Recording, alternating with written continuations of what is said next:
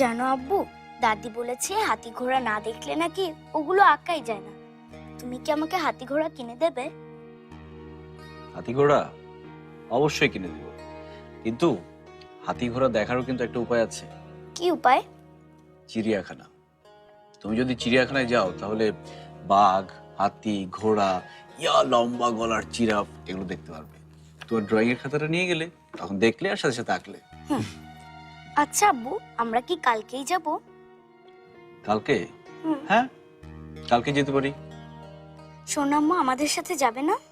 সবাই যাবে, আম্মু যাবে, আব্বু যাবে, দাদি যাবে।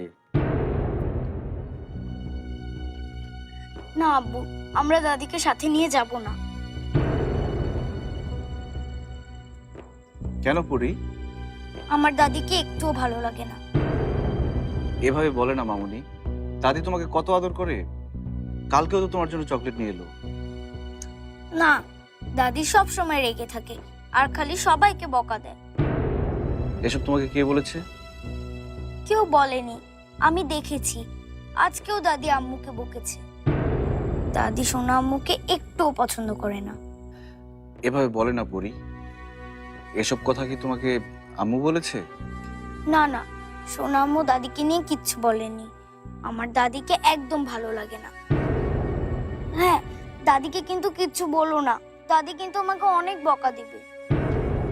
দাদি তোমাকে কেন বকবে পড়ি? তুমি দাদির কত আদরের নাতনি। আর আম্মু যদি তোমাকে এসব কথা বলে থাকে তাহলে আম্মুকে বলবে দাদি তোমাকে অনেক আদর করে, ঠিক আছে? কিন্তু আমরা দাদিকে চিড়িয়াখানায় বাঘ, হাতি, ঘোড়া কিচ্ছু দেখাতে নিয়ে যাব না। আচ্ছা ঠিক আছে, তুমি যাকে চাইবে তাকে নিব, আর যাকে চাইবে না তাকে নিব না। হ্যাপি? এবার দেখি তো ওর আম্মুটা কি কি এঁকেছে। এটা কি? কেন? ওরে বাবা, আমার আম্মু তো দেখি আর্টিস্ট হয়ে যাচ্ছে। খুব সুন্দর হয়েছে। Thank you. ঠিক আছে, তাহলে কালকে আমরা কোথায় যাচ্ছি? চিড়িয়াখানায়। ভেরি গুড, যাও।